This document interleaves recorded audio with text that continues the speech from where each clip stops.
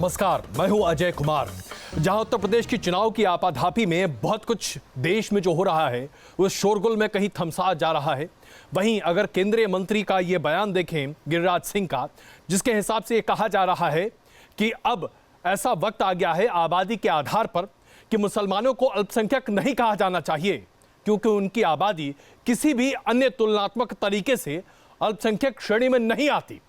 अब इस पर एक नया विवाद शुरू हो गया है। जाहिर सी बात है उत्तर प्रदेश के चुनाव में भी इसका भरपूर इस्तेमाल किया जाएगा, लेकिन इससे इतर अगर आज हम बात करें कि क्या वाकई में अल्पसंख्यक शब्द मुसलमानों के साथ लगाया जाना चाहिए या नहीं, तो एक बड़ा विवाद और चर्चा का विषय बनता है। तो आइए इसी पर शुरुआत करते हैं इस चर्चा की, लेकिन सबसे पहले एक छोटी रिपोर्ट कि आखिरकार गिरिराज सिंह ने क्या कहा, प्रतिक्रियाएं क्या आई, वास्तविकता क्या है आंकड़ों के आधार पर, और फिर करेंगे विस्तृत चर्चा।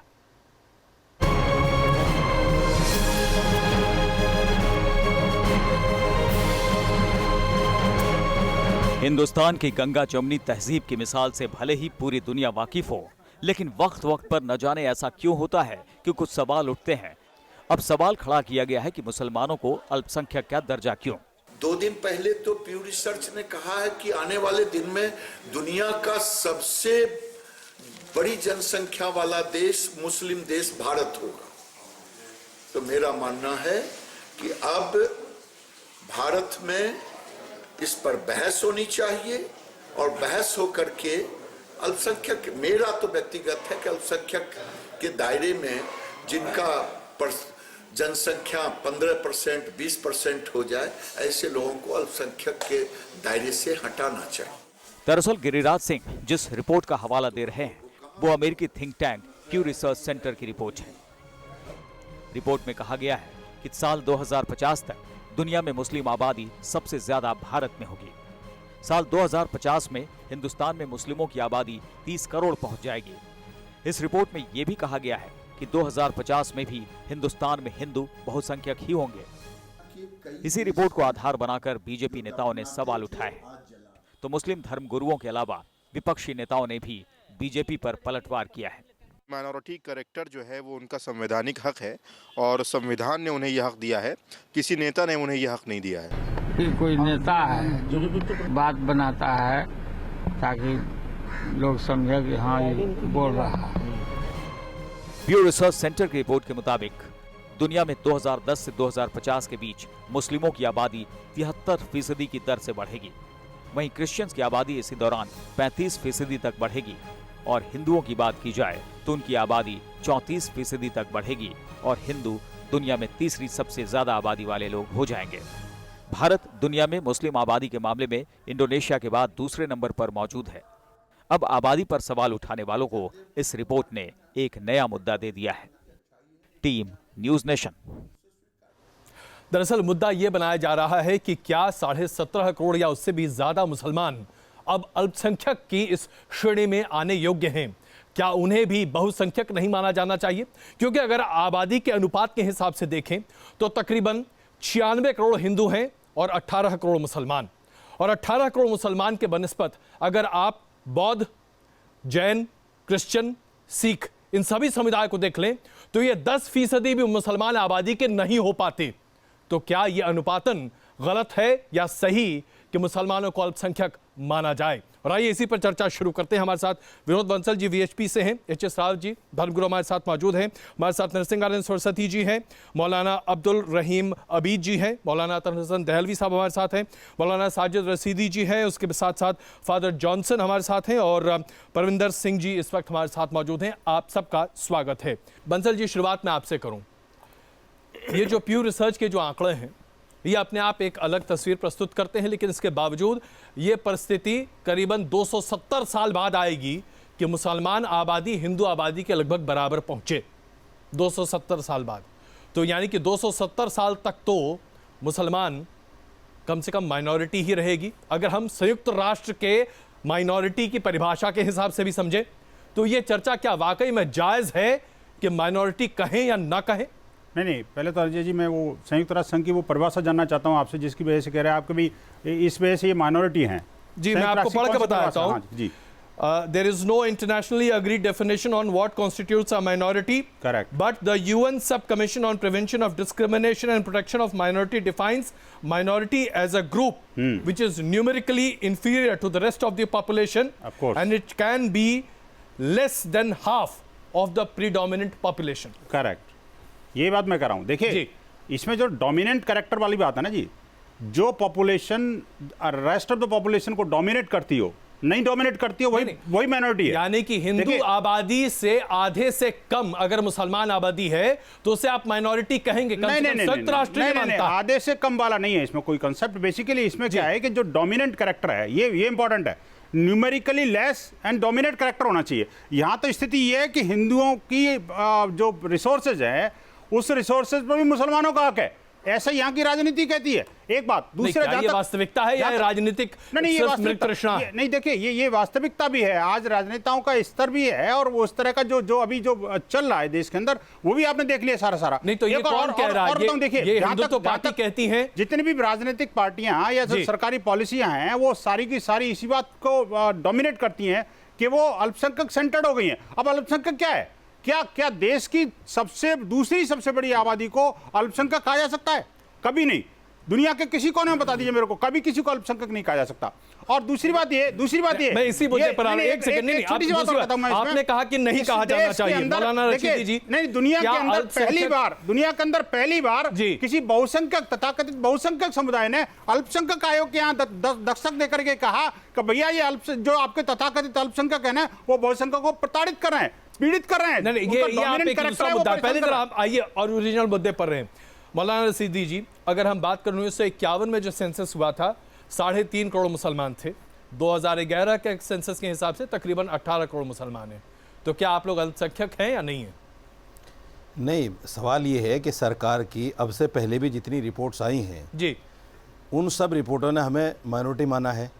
और बल्कि आप खुद को क्या मानते हैं? सच्चर कमेटी की माइनॉरिटी है या नहीं? सच्चर कमेटी की रिपोर्ट तो ये भी कहती है कि दलित से भी ज्यादा बदतर है मुसलमान का हाल।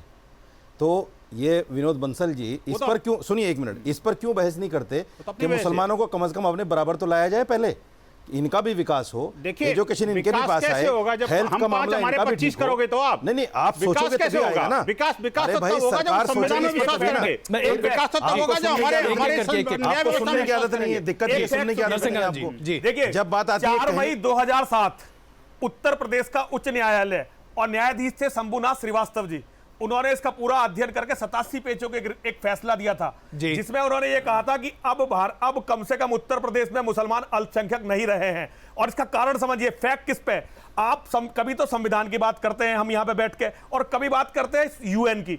संविधान जब इस देश में बना था तो संविधान निर्माताओं ने अल्पसंख्यकों के 3 ग्रुप बनाए थे।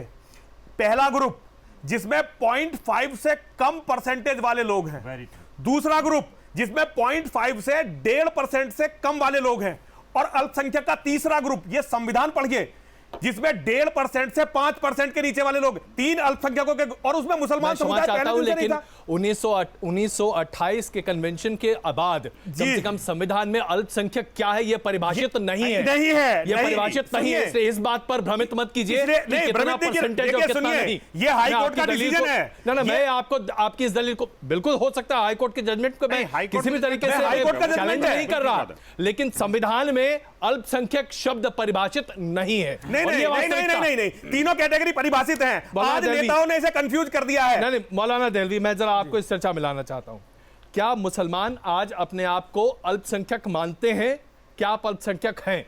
देखिए, मैं 3 बातें कहूंगा। पहली चीज तो विनोद बंसल जी यहाँ पे विश्व हिंदू परिषद दुनिया भर के हिंदुओं को रिप्रेजेंट कर रहे हैं, पर मैं भारतीय मुसलमान और एक भारतीय के हैसियत से बात करूंगा जी। वही पीहू की रिपोर्ट दूसरी बार कह रही है कि अमेरिका के अंदर अगले 20 साल में हिंदू जो हैं वो दुगने हो जाएंगे, और उसको लेकर ट्रम्प जैसा आदमी, और कल भी आप देखिए जो कुछ वाकयात हो रहे हैं वहाँ पे लगातार हिंदुओं को नहीं, हर भारतीय के खिलाफ नफरत लगातार बढ़ रही है।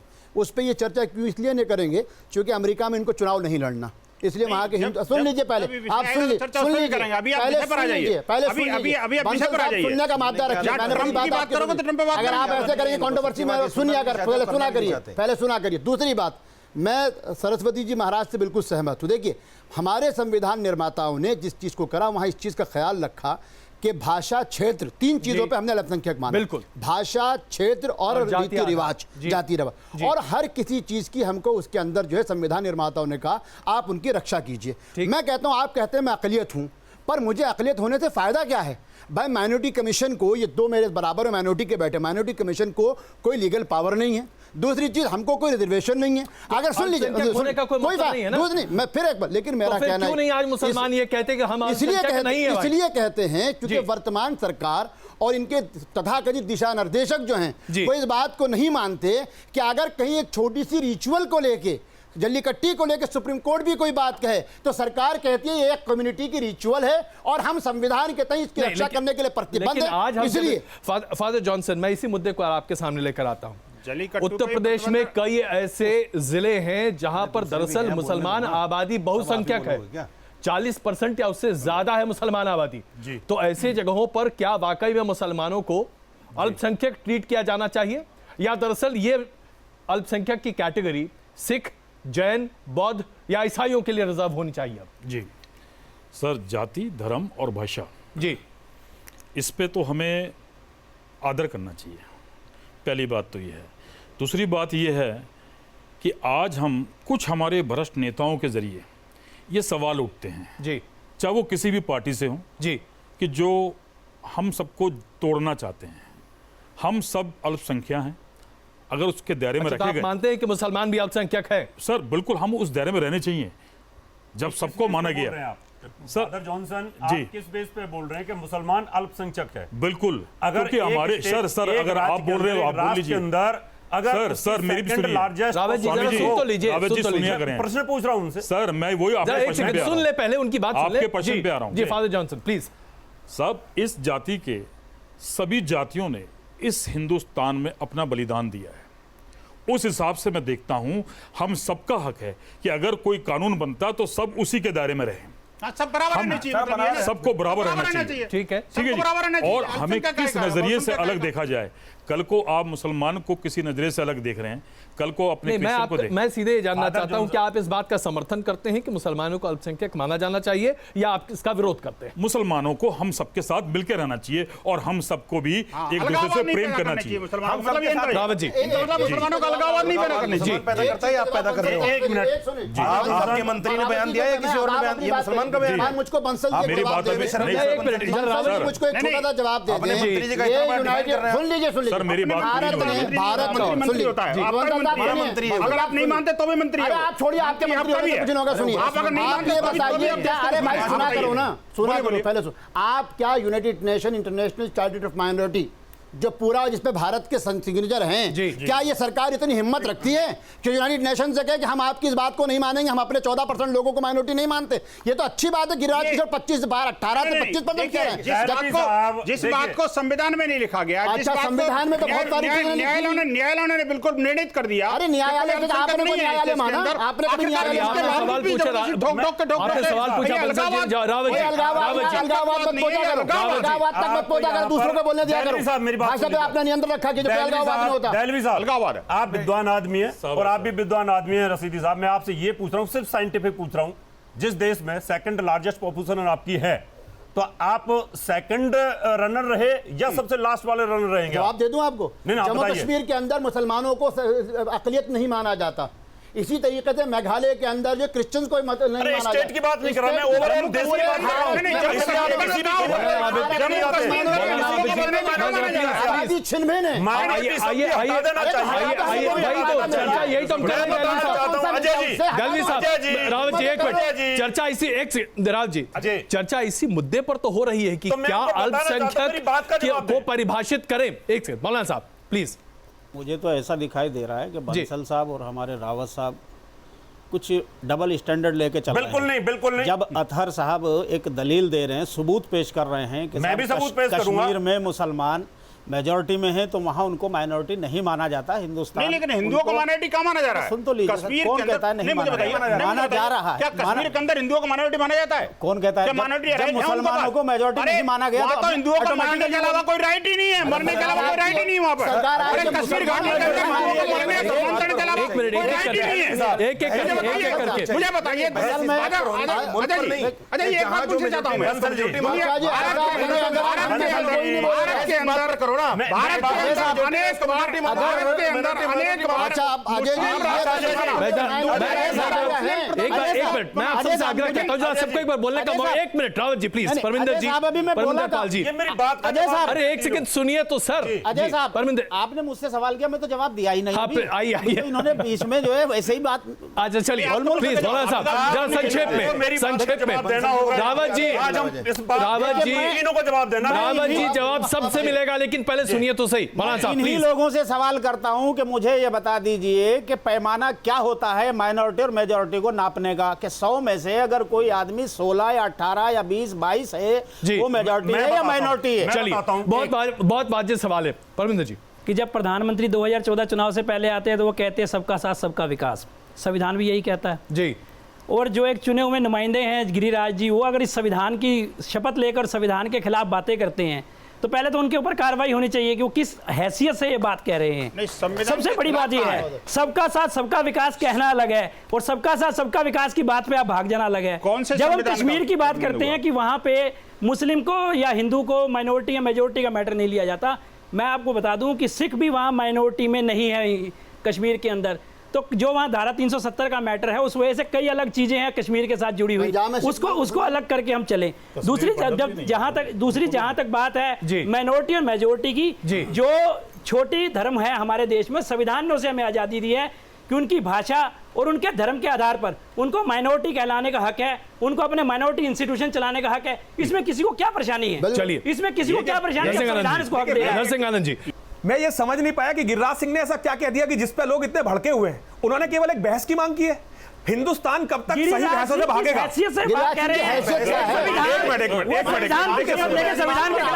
देखो आपत्ति, आप अपने बारे में बोलो ना, तो बोलते रहते, इस्तीफा देकर फिर माइनॉरिटी मेजॉरिटी। सुनिए, जब तक ये बोलते रहते मैं सुनता रहता हूँ, लेकिन इनके पास इतना धैर्य नहीं कि किसी को सुन ले, क्योंकि ये केवल चिल्ला के मुसलमानों का जिक्र उन्होंने बिल्कुल सही किया। एक मुद्दा उन्होंने बोला है, क्या इस देश में से मुसलमान खत्म हो गए क्या? जिन लोगों को पाकिस्तान मुसलमान की बात नहीं है, बात है। सुनो मौलाना, सुनो, बिना मतलब मत करो आप। अच्छा प्लीज व्यक्तिगत आक्षेप मत कीजिए प्लीज। ये मंच पे बैठ के धमकी देते, मेरी समझ में नहीं आता कि हम लोग मतलब ये देखिए किस तरह की बातें करते हैं। मेरी समझ में नहीं आता ये लोग मंच पे बैठ के धमकी देते हैं, क्या मतलब, किसका मतलब क्या होता है? आपको बोला कि खत्म नहीं कर सकता, इसमें बुराई क्या है? हम लोग एक दूसरे पर व्यक्तिगत आक्षेप न करें, मुद्दे से भटक जाएंगे हम मुद्दे से भटक जाएंगे। अजय जी एक मिनट जी, मेरी बात सुनिए। देखिए एक बहस की मांग करना किसी मुद्दे पर, वो कोई भी मुद्दा, क्या गलत है इसमें? ये बताइए ना, क्या गलत है इसमें? जलवी साहब एक मौलाना साहब प्लीज एक मिनट, मुझे ये बताइए, जब चुनाव आते हैं जब भी क्यों ये कब्रिस्तान, शमशान, रमजान, ईद, अक्सरियत, माइनॉरिटी, मेजॉरिटी, ये सारी चीजें ये बगैर इलेक्शन के क्यों इन पर बात नहीं की जाती? जब आप कहते हैं कि सबका साथ सबका विकास, तो फिर आप चुनावी मंच पर खड़े होकर एक बहुत ही छोटे लोकल नेता की बात क्यों करते हैं? प्लीज प्लीज एक एक करके बंसल जी इसका जवाब दीजिए। बंसल जी प्लीज। मैं एक बात कहना चाहता हूं, अगर किसी व्यक्ति ने कोई प्रश्न रखा है उस पर बहस होनी चाहिए, चीख चिल्लाट होनी चाहिए, धमकियां होनी चाहिए, नहीं होनी चाहिए। मेरा तो मतलब है सार्थक चर्चा होनी चाहिए, सार्थक चर्चा होनी चाहिए। अगर कोई गलत है तो ठीक करें।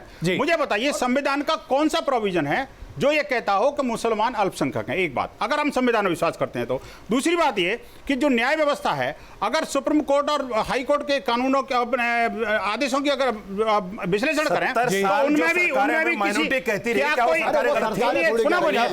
सुनोगे नहीं आप यही आप हमेशा थोपना चाहते हो। मैं कहता हूं ऐसा कौन सा न्यायालय का निर्णय है जो ये कहता हो कि मुसलमान अल्पसंख्यक है? मुझे जवाब तीसरी बात ये कर बताऊं, देखिए ये जो विश्वमन किया था इंदिरा गांधी ने इमरजेंसी के दौरान, जो कॉन्स्टिट्यूशनल अमेंडमेंट किया, जो इलीगल अमेंडमेंट था, जो विदाउट एनी मेजोरिटी उसमें पास किया गया था, उसके कारण आज ये चर्चा का विषय बन रहा है कि आखिरकार अल्पसंख्यक कौन, बहुसंख्यक कौन।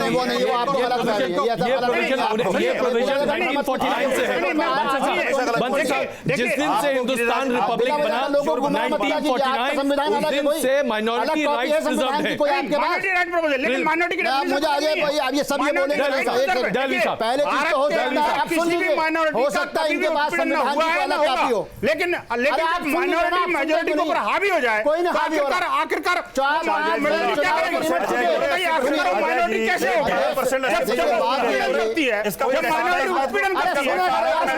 मेजॉरिटी के अधिकारों का उल्लंघन करती है। बंसल साहब एक मिनट बंसल साहब, आपने जो बात कही है उस पर हम ब्रेक के बाद चर्चा करेंगे।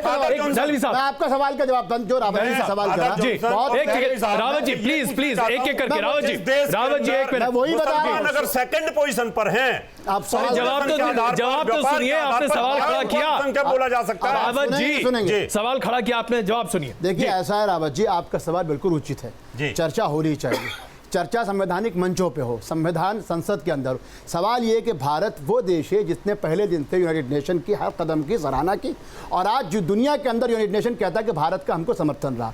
ऐसे 48 अध्यादेशों पे उसने अलग अलग जगहों पे साइन किए, जिसमें ये जो है आपका माइनॉरिटी एक्ट भी है। हमारा कहना ये है, भारत में भी अगर आप देखें जिस जगह पर सिख मेजोरिटी में है वहाँ उनको माइनॉरिटी का दर्जा नहीं मिलता, जहाँ मुसलमान हैं वहाँ उनको माइनॉरिटी का दर्जा नहीं मिलता। भारत में 3 चीज़ों पर है, धर्म, जात और रिचुअल। चूंकि हमारी रिचुअल आपसे भिन्न हो सकती है, कहीं आपकी भिन्न हो सकती है, इसलिए संविधान कहता है। लेकिन मैं आपसे एक सवाल करता हूं, बंसल साहब सुन लीजिए, मैं आप सुन लीजिए, बंसल साहब हर बार में टोका टोकी मत करा करो, ज्यादा अच्छा चुनाव लड़ो, सुनिए रावत जी की बात सुना करो, आप सुना करो यार, आप सुनता नहीं। मैं कहता हूं यूएन का कौन सा चार्टर कहता है आपको कि आप अल्पसंख्यक हैं? You are not my UN का कौन सा चार्टर कहता है आप अल्पसंख्यक हैं? मैं रावत कोई यूएन का चार्टर कहता है ना संविधान का। अरे आप मुझे एड्रेस नहीं कर, आप सवाल क्यों कर रहे हैं यार? नहीं आप बताइए, आप क्या पूछ रहे हैं? मैं आपको उस बहस में ला ही नहीं रहा। आप पब्लिक आप को मुझको बताइए रावत जी, मैंने अपनी बात का जवाब दे दिया। अगर आपको अमेंडमेंट करना है तो आपको यूनाइटेड नेशन के चार्टर से अलग होना पड़ेगा, पहली चीज। दूसरा मैं आपसे पूछता हूं, कौन से चार्टर? आप एक जिम्मेदार हैं, आप मुझको बताइए कि भारत के अंदर माइनॉरिटीज को, क्या वो सिख हो, मुसलमान हो, बौद्धिस्ट हो, जैनी हो, जैन भी इनके सरकार के जमाने में मगर उन्होंने कोई आपत्ति नहीं की, मुझको ये बताइए उनको अलग से कौन सा ऐसी चीज मिलती है जिसकी वजह से आप कह सकते हैं कि इनका स्टेटस को खत्म कर दिया जाए? मुझे एक चीज बता दीजिए। तो फिर आप उसको मानिए ना, मना कर दीजिए कि जरूरत ही नहीं है। फिर भी फिर क्यों चुप कराना चाहते हो? इसी बात को लेकर मैं मौलाना साहब, मैं आपसे भी पूछना चाहता हूं, जरा आप मुझे ये बताइए अबिद साहब, जब माइनॉरिटी रिफॉर्म्स, माइनॉरिटी बेनिफिट्स मुसलमान को नहीं मिल पाते, और ये एक बहुत बड़ी शिकायत है, सच्चर कमेटी रिपोर्ट भी यही कहती है कि भाई उनके पास बेनिफिट्स नहीं पहुंच रहे तो इस स्टेटस को छोड़ दीजिए ना, क्या दिक्कत है? की बात को छोड़ करके मिलते हैं। रावत जी एक मिनट की बात, हज में इनको सब्सिडी मिलती है। रावत जी आप मुद्दे को भटका रहे हैं। रावत जी सवाल मैंने पूछा, उसका हक तो मुझे दीजिए। रावत जी प्लीज, आपके ज्ञान चक्षु खोलने के लिए बताओ कि मध्य प्रदेश में 4 धाम यात्रा की सब्सिडी दी जाती है। बिल्कुल दी जाती है भाई, ऐसा है कि हर राजनीतिक दल अपने हिसाब से काम करता है, छोड़ दीजिए। चलिए मैं मौलाना साहब, आबिद जी मैंने आपसे बड़ा सीधा सवाल पूछा, दिल्ली साहब प्लीज एक मिनट, मुझे ब्रेक लेना है। एक सीधा सवाल मैं पूछ रहा हूं आप सबों से, अगर सच्चर कमेटी रिपोर्ट और तमाम रिपोर्ट्स के आधार पर यह कहा जाता है कि मुसलमान कम्युनिटी को अल्पसंख्यक होने का फायदा पूरे तरीके से नहीं मिल रहा, तो भाई छोड़ दीजिए ना, वॉलंटरली नहीं चाहिए भाई साहब। देखिए साहब, मेरे साथी पैनलिस्ट जो बैठे हुए हैं, मैं उनसे गुजारिश करूंगा कि ज्यादा नहीं 15 सेकंड मुझे दे दें बस। बिल्कुल चुप रहें 15 सेकंड, उसके बाद जो मर्जी बोलें। अभी बंसल साहब कह रहे थे कि साहब माइनॉरिटी देश में जो है दमन कर रही है मेजॉरिटी का, तो इस मंच पे बैठे हुए इस डिबेट में भी पूरा देश देख रहा है कि बंसल साहब जो है किस तरह से पूरे मंच का दमन कर रहे हैं। देख रहे हो, हम तो अल्पसंख्यक हैं यहाँ पे, यहाँ पैनल को देख लो, हिंदू देख रही है कि कौन दमन कर रहा है। अभी हिंदुओं को अल्पसंख्यक दमन सामने आ गया। बोलना क्या है बंसल जी, आपने बोला तो मैंने बोला, प्लीज। अच्छा सर, आपके सवाल का जवाब मैं आपसे एक सवाल ही में करता हूं कि क्या मुझे अगर कोई हिंदुस्तान का कमज़ोर आदमी ना माने, या हिंदुस्तान का एक ऐसा कि जिस हिंदुस्तानी शहरी को हुकूमत की मदद की ज़रूरत है कोई ना माने, तो क्या आप मुझे जो है मेरे वजूद को ही ख़त्म कर देंगे कि साहब इसको माना ही ना जाए, कमज़ोर भी?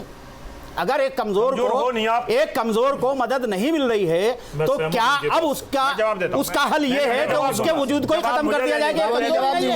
एक विस्तृत पैनल के साथ आज चर्चा हम इस मुद्दे पर कर रहे हैं कि क्या मुसलमानों को अल्पसंख्यक माना जाना चाहिए, क्योंकि केंद्रीय मंत्री गिरिराज सिंह के बाद अब यह बात चर्चा में आ गई है कि इतनी बड़ी आबादी अगर मुसलमानों की है, करीब 18 करोड़ 2011 के सेंसस के आधार पर, तो क्या उन्हें अल्पसंख्यक माना जाना चाहिए? विस्तृत पैनल हमारे साथ है, लेकिन आइए जरा चलते हैं जनता के बीच में, जरा ये समझने के लिए कि मूड क्या है लोगों का, लोग क्या चाहते हैं। आप बताइए साहब, किसे अल्पसंख्यक माना जाना चाहिए? माथे पे तिलक से समझ में आ रहा है कि आप हिंदू हैं। नहीं, पहले तो मैं ये कहना चाहता हूं कि गिरिराज सिंह आइए उठ के खड़े तो होइए जी। पहले तो मैं ये कहना चाहता हूं कि गिरिराज सिंह जी ने जो बयान दिया है उस पर ये कभी ये कहते हैं कि उनकी हिम्मत कैसे हुई, वो होते कौन है, क्यों नहीं कह सकते? अगर वो हमारे प्रतिनिधि हैं तो हमारी बात वो नहीं उठाएंगे तो और कौन उठाएगा? आप लोग ये बताइए ना। महत्वपूर्ण बात आपने आपसे पूछना चाहेंगे साहब, मुसलमानों को अल्पसंख्यक माना जाना चाहिए या नहीं? कई ऐसे जिले हैं जहां पर मुसलमान बहुसंख्यक हैं। जी बिल्कुल, जहां पे बहुसंख्यक हैं वो बहुसंख्यक हैं, जैसा कि बताया गया अभी जी। और लेकिन जो ओवरऑल माइनॉरिटी हैं तो माइनॉरिटी नहीं कहेंगे तो क्या कहेंगे? क्या मेजॉरिटी कहेंगे? तैयार है मेजॉरिटी कहने के लिए लोग? आपको क्या लगता है ये माइनॉरिटी स्टेटस बरकरार रखना चाहिए, चाहे किसी भी कम्युनिटी की बात करें, चाहे वो सिख हो, क्रिश्चियन हो, जैन, बुद्ध, मुसलमान? मेरे हिसाब से माइनॉरिटी स्टेटस नहीं रखना चाहिए। जैसे आपकी बता रहे हैं कि जो मुस्लिम्स हैं वो they are the second largest community, that is about 13% और 14% of the total population according to the 2011 census. तो I don't think they should enjoy minority rights. कि ये सेकंड मेजॉरिटी नहीं होनी चाहिए। मैडम, यही सवाल मैं आपके सामने रखना चाहता हूँ। हाँ जी, मेरे हिसाब से भी माइनॉरिटी इनको नहीं बिल्कुल मिलना चाहिए, क्योंकि अच्छे अच्छे ओहदों में हैं मुसलमान लोग और काफी आबादी में दूसरे नंबर की, जैसे कि अच्छा ये व्यू है, ये व्यू है, नहीं ये व्यू है। चलिए अच्छा, दलवी साहब ये एक व्यू है, हर आदमी का अपना व्यू हो सकता है, लेकिन ये बताइए कि क्या मुसलमानों को मेजॉरिटी के तौर पर आप शामिल करने को तैयार है बंसल साहब? अच्छा जी, एक बड़ा गंभीर मामला इन्होंने जो दर्शक ने उठाया वो ये कह रहे हैं कि देखिए ये मेजॉरिटी माइनॉरिटी नहीं होना चाहिए और ये बड़े ओहदे पर नहीं है, ये कह रहे हैं। भाई देखिए, मैं बताऊं, देश के अंदर एक राष्ट्रपति, उपराष्ट्रपति और मुख्यमंत्री मुसलमान हो सकता है ऐसी जगह से जहां पर, मेरी बात को सुनिए पहले पूरी, जो जहां पर हिंदू रहते हुए एक मिनट देश के साथ प्लीज मैं ये गलत बात है, ये गलत बात है, मैं इतराज करता हूँ प्लीज। राउत साहब इसका आज तक कोई एविडेंस नहीं है। राउत साहब आप गलत बात कर रहे हैं। मैं अपने तमाम दर्शकों के साथ ये कहना चाहता हूँ, रावत साहब ने जो बातें कही है, प्लीज रावत साहब प्लीज आप डिबेट को गलत जगह मत ले जाइए। मैं क्षमा चाहता हूँ। 65 के युद्ध में नहीं, प्लीज गलत मत बात कीजिए, भ्रमात्मक बातचीत मत कीजिए, बिल्कुल नहीं, प्लीज। ये आपकी व्यक्तिगत राय हो सकती है टेलीविजन पर। रावत जी प्लीज जवाब है। रावत जी मुझे आपकी आवाज बंद करनी पड़ेगी अगर आप इस बात से प्लीज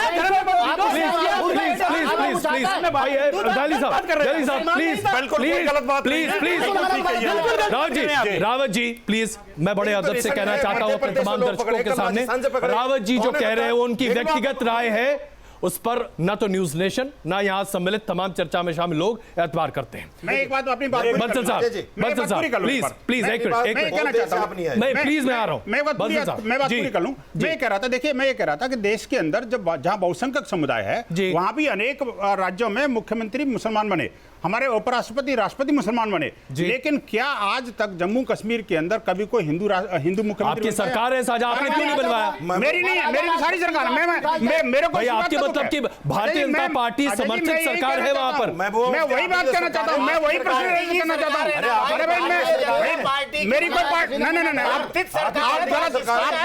सुनिए, मैं ये कहना चाहता हूँ, ये जो अतिवाद है ना जी, जो अल्पसंख्यकवाद है, जो अतिवाद है, वही आखिरकार इस देश को एक साथ नहीं रहने देना।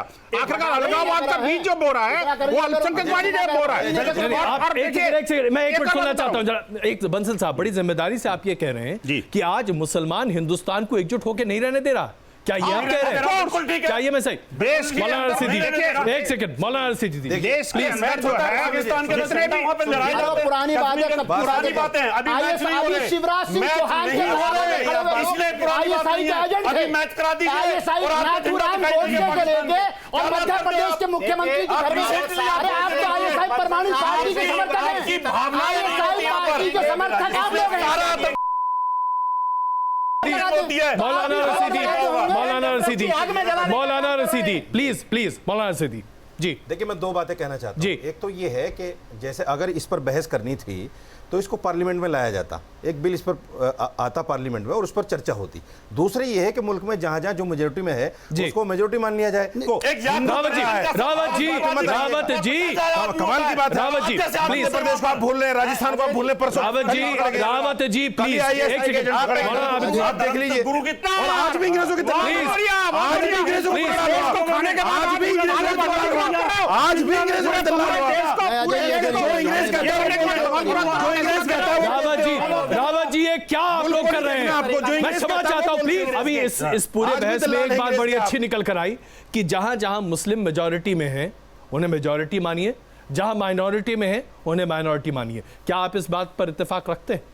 देखिए, स्टेट वाइज बिल्कुल इस बात को माना जाना चाहिए कि जहां पर जो कम्युनिटी माइनॉरिटी में है वो माइनॉरिटी होनी चाहिए, जो मेजॉरिटी में वो मेजॉरिटी। जैसे हमारे पास बिल्कुल करीब में पंजाब है, पंजाब में कोई सिखों को माइनॉरिटी नहीं मानता, उनको मेजॉरिटी माना जाता है। कश्मीर में मुसलमानों को माइनॉरिटी नहीं माना जाता। तो इसी तरह पूरे देश में ऑल इन ऑल माना जाना चाहिए, ये एक हकीकत है, ये रहेगी। पूरे एक बात। दूसरी चीज ये, मैं एक गुजारिश, रावत जी प्लीज किसी को बोलने तो दें आप। मैं इस न्यूज नेशन के हवाले से, इसके माध्यम से मैं पूरे देश से और देश के तमाम राजनेताओं से और तमाम पार्टियों से ये अपील करना चाहता हूं कि खुदा के वास्ते इस देश की हवा में, पानी में खुदा के वास्ते ये नफरतों का जहर ना घोलिए, इसकी जड़ों को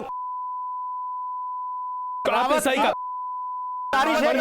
माफी जी। भक्ति किसी धर्म के मोहताज नहीं है, देशभक्ति किसी धर्म के मोहताज नहीं है।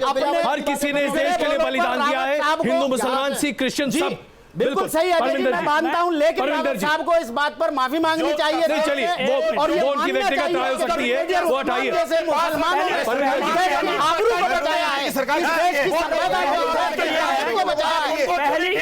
मैं आपसे कह रहा हूं कि आप शांत रहें, प्लीज चुप रहिए। परविंदर जी प्लीज, ये कोई बहस का तरीका नहीं। के जनाजे में 50,000 आदमी जाते हैं। रावत जी, रावत जी, आप लोग बात समझते क्यों नहीं है? आप कहीं का कहीं बातों को ले जाकर के प्लीज जब बात सच्चाई की आती है तो आप बोलते हैं। अरे आप लोग दोनों क्या कर रहे हैं? परविंदर जी, मैं अभी परविंदर जी प्लीज आप अपनी बात कहिए। मैं इनके ऑडियो को अभी डिप कर रहा हूँ, मैं इनके ऑडियो को डिप कर रहा हूँ। जब आवाज दी जाएगी तो चिल्लाने का फर्क नहीं पड़ता। ऐसा है कि जिस तरीके के साथ यहाँ पूर्वाग्रह से ग्रसित होकर जी एक माइनॉरिटी कम्युनिटी को आतंकवाद से या किसी और चीज से जोड़ने की कोशिश हो रही है, मैं पहले तो उस पर ऐतराज जताना चाहता हूं। ये गलत है, क्योंकि आतंकवाद किसी धर्म से नहीं जुड़ा होता। आतंकवाद किसी एक मानसिकता का नाम है, जिस मानसिकता में कोई भी आ सकता है। इसलिए रावत जी नहीं बोल रहा, लेकिन रावत जी आप बात होने दे रहे हैं। आप सच नहीं सुन सकते, आप डिबेट से चले जाइए। सबसे ज्यादा पंजाब और कश्मीर से रावत जी कह रहा हूं कि धर्म से मत जोड़िए आतंकवाद को, धर्म से मत जोड़िए, मानसिकता से जोड़िए। ये आजादी मुझे संविधान ने दी है। ये अगर बहस करते हैं, इसके अगर बहस करने का संसद है और संसद उसमें जाके फैसला करेगी कि उसमें क्या होगा क्या नहीं होगा। कोई भी मुद्दा उठाना है उसका बहस का स्तर संविधान में संशोधन के बिना कुछ नहीं हो सकता। फादर जॉनसन सर, ये जो मौका मिलेगा अब उम्मीद है, अगर भाई लोग ना बोले जी। हमारे इस भारत महान देश को सोने की चिड़िया कहा जाता था, और एक यहाँ सबसे अच्छा शब्द जो दोहराया गया, सबसे ज्यादा चर्च ने लूटा। सर ये देखिए तरीका गलत है, चर्च ने लूटा। ये अगर आप हर किसी पे करेंगे, हमने बैठी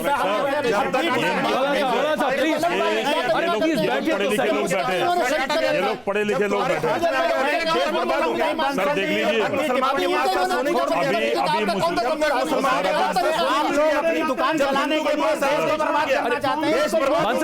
बंसल साहब प्लीज, रावत जी प्लीज बोलने तो दीजिए। आप लोग तो ऐसा प्रस्तुत कर रहे हैं जैसे इस देश में हिंदू के अलावा किसी को बोलने का अधिकार नहीं है। ये कोई तरीका है क्या? मौलाना रशीदी प्लीज, मौलाना रशीदी जी आग्रह, please father Johnson please please. Sir वो फिर कुछ कहेंगे। चलिए आप शुरू तो कीजिए, हम ऐसी बहस नहीं कर सकते। आइए प्लीज बताइए। करना चाहिए, सोने की चिड़िया कहा जाता था। सुन लो यार जी। और एक नारा लगाया जाता है, चाहे वो 15 अगस्त हो, 26 जनवरी हो, या हमारे जब वोट का टाइम आता है, हिंदू, मुस्लिम, सिख, ईसाई।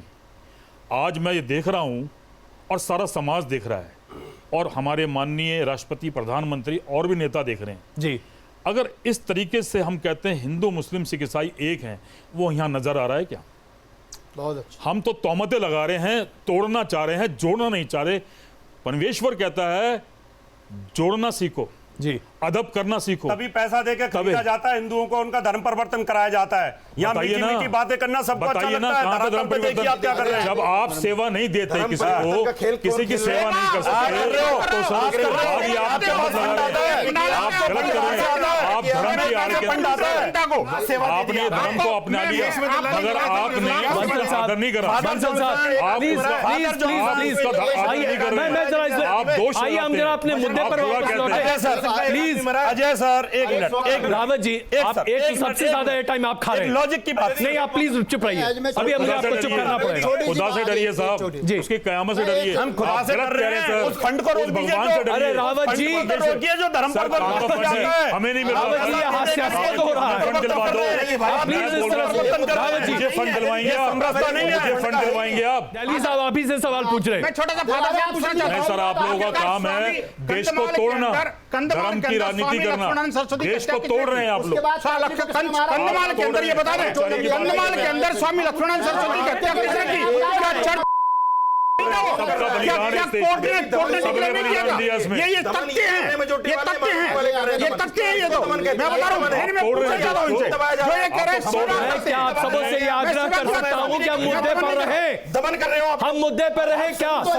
प्लीज प्लीज मेजॉरिटी दमन कर रही है। मौलाना साहब प्लीज, आप लोग सब आपस में बातचीत करते रहेंगे। आप कभी नहीं पहुंचेंगे। भाई सुन लीजिए, दहलवी जी 30 सेकंड बात कहूंगा जी। हम जिस भारत में बैठे हैं उसका परिप्रेक्ष्य और उसका इतिहास ये है कि जिसका सिद्धांत वसुदेव कुटुंबकम हो, जहाँ जिस वक्त यीशु मसीह के जो साथियों में से निकले तो सबसे पहले केरल के अंदर उनके एक साथी पहुँचे, जहाँ पैगंबर के ज़माने में शहादी निकलते हैं और अब यहाँ पहुँचते हैं। जहाँ आज भी यह है कि स्वामी अय्यप्पा और जगन्नाथ जी की जो आरती है वो अभी इन VHP के कहने से नहीं लिखी जाती, बल्कि स्वामी अय्यप्पा एक मुसलमान थे, उनकी आरती ही को पढ़ा जाता है। उस देश के अंदर चुनाव जीतने के लिए आप मन मुटाव तो करवा सकते हैं। ये कहां से आ गया? लेकिन आप सुन लीजिए, ये कहां से आ गया? ये कहां से आ गया? आप सुन लीजिए। अरे ये कहां से आ गया? ये कहां से तथ्य आ गया? इनकी मानसिकता है। झूठ क्या बोलते हो आप? इन्होंने अरे झूठ क्या बोलते हो आप? सच्चाई आप सच्चाई पाइए। इनकी सच्चाई है मोहन भागवत हमारे धर्म ग्रंथों का और हमारे आराध्य देव के बारे में अनादर चर्चा मत करो। ये कोई चर्चा नहीं रखिए, आप अपनी बात करिए। अरे अभी तुम उनसे पूछ रहे थे तुम्हारा संविधान क्या, सिखों का संविधान अलग है क्या? नहीं मुझे बताइए।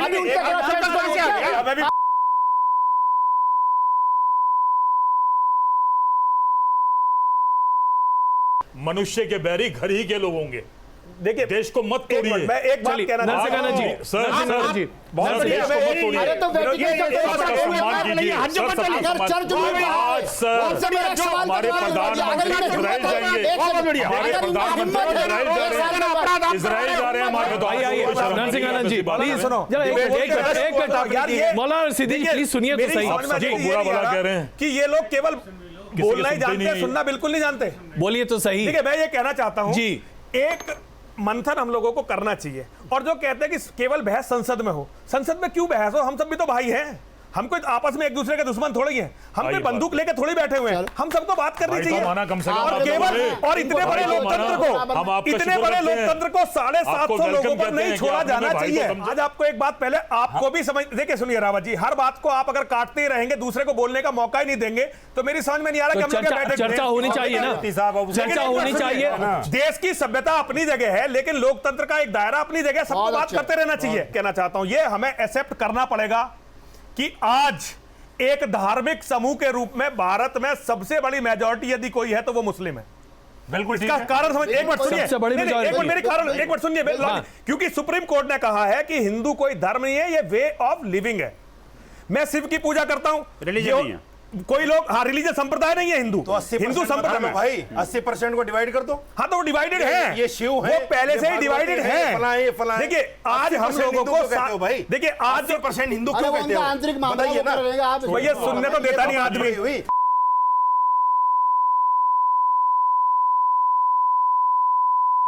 आने में बिल्कुल इंटरेस्ट नहीं है, किसी की नहीं सुनने देता, ये किसी की सुनने नहीं देता। आप कहना क्या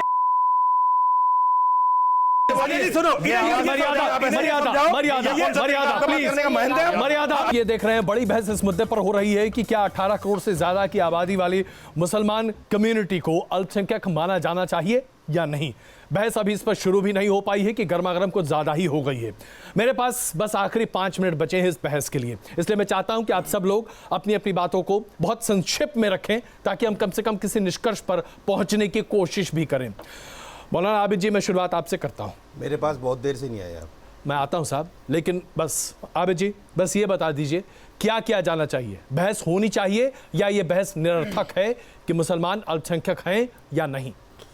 मेरे ख्याल से फर्स्ट प्रायोरिटी पे इस मसले को छोड़ करके इससे पहले बहुत सारे मसले हैं, ख़ासतौर से रोटी के, कपड़े के, मकान के, लोगों के रोज़गार के, सेहत के, दवा के, इलाज के, पढ़ाई के, उन मसलों पे पहले बहस होनी चाहिए और उन मसलों को हल करने के बाद फिर इस तरह के ये दूसरे मामले उन पे बहस कर लेनी चाहिए। चलिए रावत जी, आप बहुत देर से कह रहे थे, आपको बोलने का मौका नहीं दिया। मैं तो कह रहा हूँ कि इस तरह की बहस होनी चाहिए और जो माइनॉरिटी शब्द है वो हटा देना चाहिए।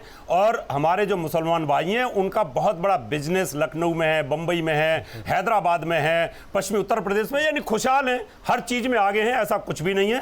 और मैं तो यही कहूंगा खुशहाली रहे और देश में आराम से सबको रहना चाहिए, लेकिन जहां सेकंड लार्जेस्ट पॉपुलेशन है वो माइनॉरिटी नहीं बोली जा सकती। फादर जॉनसन सर, एकता में रहना चाहिए, सबको बहुत सम्मान देना चाहिए और जब हम किसी को अदब देंगे और किसी से प्यार करेंगे तो हमें प्यार करने वाला भी चाहिए। ये मसला वो नहीं है जिस पर बहस होनी चाहिए, ये मसला वो है जहां पर संवैधानिक कानून का जो संवैधानिक जो प्रोविजंस हैं और जो हमारा न्याय व्यवस्था कहती है उसके जो निर्णय हैं उनके आधार पर निर्णय ले जो सबका साथ सबका विकास की बात आ रही है वो सबका ही होना चाहिए, इक्वल डिस्ट्रीब्यूशन होना चाहिए, सारे रिसोर्सेज का तो आपके हिसाब से मुसलमानों को अल्पसंख्यक की कैटेगरी से निकाल देना चाहिए? बिल्कुल नहीं होना चाहिए। ये देश को गुमराह करना और अलगाववाद के लिए। मैं प्लीज मैं एक सेकंड मौलाना सिद्दीकी बात पूरी कर दूं, जो छोड़ी थी वहीं से एक जो पॉपुलेशन 70% की ग्रोथ रेट से बढ़ रही हो वो आखिरकार कैसे अल्पसंख्यक हो सकते हैं? एक चीज मैंने पहले भी बोला है कि भाई जहां जो मेजोरिटी में है उसको मेजोरिटी मान लिया जाए, जो माइनॉरिटी है उसको माइनॉरिटी, और सिर्फ माना नहीं जाए बल्कि उनके जो हुकूक हैं वो भी दिए जाएं। 70 साल से हमें कोई हक नहीं मिल रहा है माइनॉरिटी के नाम पर, मिलना चाहिए। दूसरे, राहत इंदौरी का एक शहर में पढ़ देना चाहते हैं इन लोगों के लिए। आज जो साहिब मसनद हैं कल नहीं होंगे, ये किराएदार हैं, जाती मकान थोड़ी है, और सभी का खून शामिल है इस मिट्टी में, किसी का बाप का हिंदुस्तान नहीं है। बहुत खूब, बहुत खूब। एक बात मैं कहना चाहता हूं, देखिए जो कौम जो कम्युनिटी बहस से भागने लगती है वो समाप्त हो जाती है, क्योंकि बहस से भाग के लोग बंदूकों की तरफ जाते हैं। और सबसे हाथ जोड़ के कहता हूं, बहस से मत भागिए, हर चीज पर हम लोगों को बात करनी चाहिए, हर चीज पे बात होनी चाहिए। हम कब तक लोकतंत्र की तरफ से भागेंगे? और एक दिन हमें सारे हथियारों को छोड़ के बात करने पे आना ही पड़ेगा।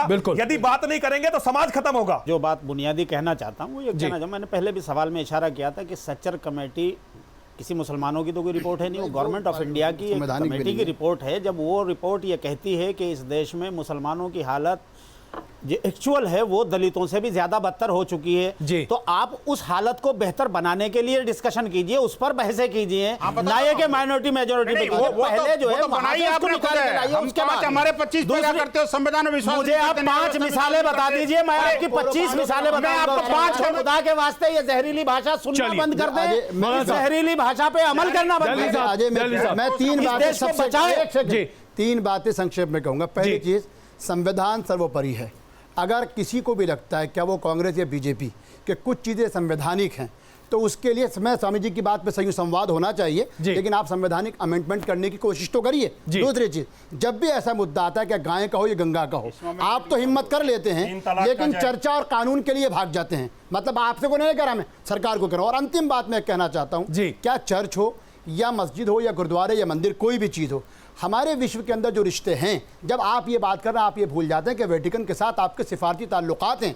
बंसल साहब को इसका खमियाजा नहीं भुगतना पड़ेगा, भारत सरकार को जवाब देना पड़ता वेटिकन को के साथ कि आप इस मुल्क में क्या कर रहे हैं। और अंतिम बात, आखिर में मैं एक बात कहूंगा, सब ने कहा है, जो अभी आप बनारस में थे, यह मेरा हिंदुस्तान मेरे सपनों का जहान, इससे प्यार है मुझको। सुनना कीजिए ना, सुनने का मादा रखिए। सुबह बनारस, शाम अवध, शालीमार की मस्ती, यह है मेरा हिंदुस्तान। बनारस और अवध को रहने दीजिए, इनको अगर सुनेंगे देश में फिसादी। आखिरी टिप्पणी आपके, मैं बस 30 सेकंड है, 30 सेकंड कहना चाहता हूं कि कश्मीर से कन्याकुमारी तक देश एक है, अनेकता में एकता इसकी पहचान है, वो बनी रहनी चाहिए। और अगर कोई बात करना चाहता है बात करे, चर्चा करे, जरूर करे, पर चर्चा पे अपनी बात थोपने की कोशिश ना करे, चर्चा जरूर होनी चाहिए। बहुत महत्वपूर्ण। आप सबका धन्यवाद इस चर्चा में शामिल होने के लिए। इसमें कोई शक नहीं है, आज चर्चा होनी चाहिए, लेकिन चर्चा उन्माद के साथ नहीं। बहुत धन्यवाद इस चर्चा में शामिल होने के लिए।